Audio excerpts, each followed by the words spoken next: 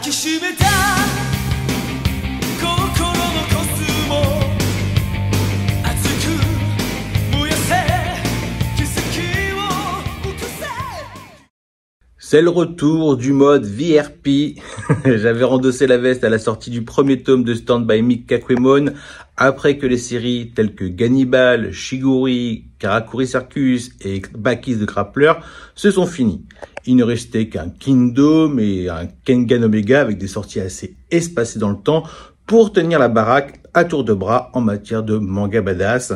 Dans l'attente de Baki New Grappler, donc la saison 2, afin qu'elle vienne épauler et combler ce que je considère être les meilleures licences du genre bien badass du catalogue Meian. Je ne m'attendais pas à réendosser la veste aussi vite avec la découverte de ce titre surprise que je ne connaissais absolument pas avant de recevoir la version PDF du tome 1 du manga Onigoroshi. Attendez-vous que je sois dithyrambique à propos de ce titre que j'ai tout simplement adoré. Je vais faire simple, contrairement à Stand By Me Kakuemon, je ne vais pas vous parler du récit, ni même de son synopsis, ou de tout ce qui entoure la conception de ce manga, car déjà, j'avais pas plus d'infos que vous avant d'entamer ma lecture. Je découvrais totalement le manga sans avoir été pitché par une fiche presse ou autre.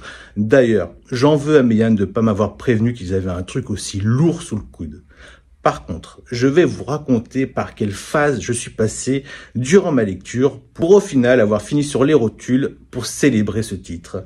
Bon, déjà, Oni, machin, ok, je me dis que ça va peut-être être un truc qui tourne autour des démons et tout. Et dès les premières pages, le dessin interpelle. Je ne savais pas trop quoi en penser. On a d'abord droit à des pages couleurs qui me laissent elles aussi un peu circonceptes. Il y a un truc qui fait que je suis dans l'entre-deux. Mais du fait que je ne sache pas encore sur quel pied danser, je me dis que c'est pas forcément bon signe.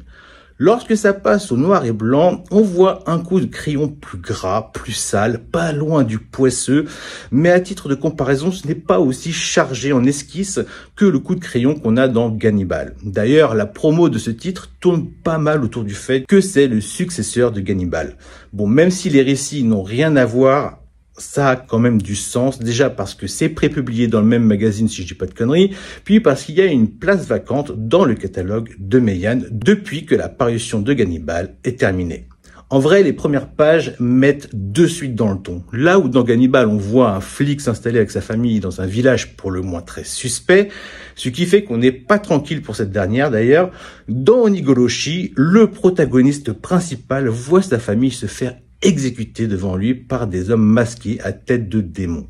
Très vite, on rentre dans le bain. Je me rappelle être en train de me dire, putain, avec ce qui est en train d'arriver au mec, chelou qu'il ne réagisse pas plus à ce qui se passe devant lui.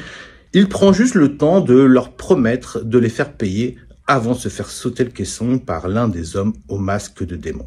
J'avoue qu'à ce moment-là, j'ai un peu peur que le récit m'embarque dans un truc à la violence gratuite, mais qui n'intègre pas une notion de douleur chez les personnages, qu'elle soit physique ou émotionnelle. Puis très vite, je comprendrai que mes craintes n'étaient pas fondées et que je serais comblé en ce qui concerne l'expérience de la douleur, et cela sous toutes ses formes, et particulièrement en ce qui concerne notre anti-héros.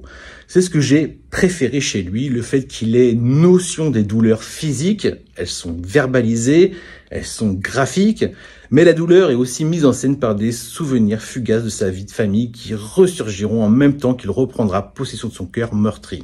Si bien que sa douleur physique sera en corrélation avec sa douleur mémorielle. Oui, c'est d'abord une histoire de vengeance et pour cela on peut percevoir un peu de Old Boy et de Lady Snowblood dans le récit. Une vengeance qui ne pourra être exécutée que des années plus tard. D'ailleurs, l'arme de prédilection de notre tueur, c'est la hache. Tous ceux qui ont vu l'adaptation coréenne en film du manga, ça devrait vous parler. Pour ceux qui ne l'avaient pas encore compris, on n'est pas dans un récit fantastique avec des démons et tout. Non, on est dans un récit 100% Urashakai. Ce que d'autres aiment nommer manga underground. C'est un manga de yakuza avec des bandits, des criminels et des sociopathes.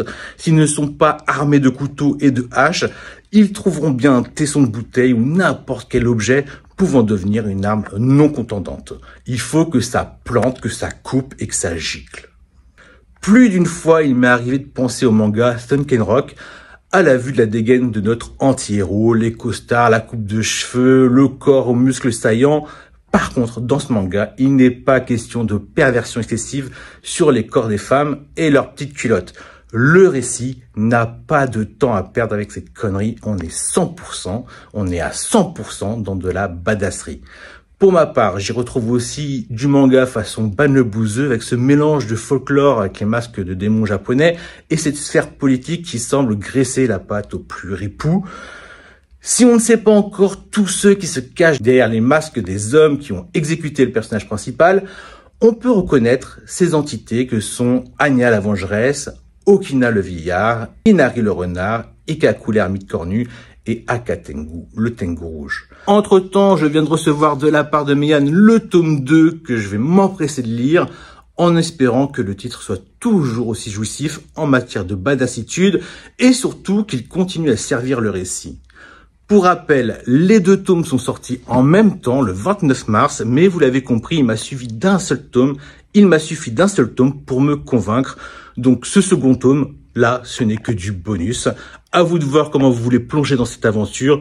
Juste pour info, c'est une licence qui était à son 13e tome au Japon et qui est toujours en cours. Ce que je trouve assez rassurant, c'est encore pas trop long, mais surtout pas trop court. Donc pas la crainte que la fin soit rushée à ce niveau-là.